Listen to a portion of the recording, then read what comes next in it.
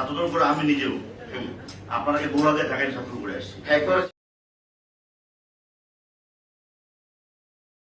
এটা মিটিং, এখানে বহু মানুষ, আপনি এইভাবে কথা বলতে পারেন না, এটা বাহিনী সম্পর্কে।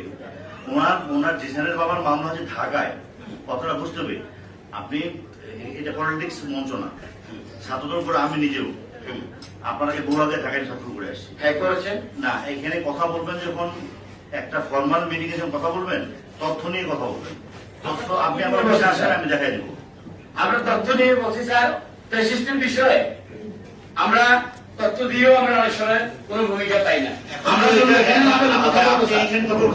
আপনারা দেখুন আপনার নিজের শত্রুকে আওয়ামী লীগ বানায় ধরার জন্য চেষ্টা করতেছেন, যাকে আপনার পছন্দ হয় না ওকে বেশি বানায়।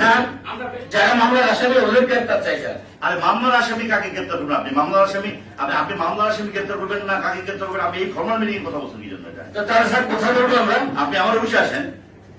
অফিসে আজকে আপনি বলছেন অবশ্যই আসবো, কিন্তু এর স্যার বললেন নাই, কখন আমরা আপনার সাথে দেখা হয় নাই। আমি ছাত্রদলের বাইরে বাইরে স্যার, আমি চলে যুদ্ধা এখানে যে ছিল ছাত্রনেতা, আমি কথা বলবো না ভাই, কথা বলার আগে একটু কথা বলাকে চিন্তা করবেন। আপনি কোন জেলখানা ধারণ ক্ষমতা কত? আমি 2 লাখ করে কিন্তু কাজে রাখতে পারবেন? কথা বলাকে চিন্তা করবেন। কি বলতেছেন? কোন জেলখানা ধারণ ক্ষমতা 2 লাখ করবেন?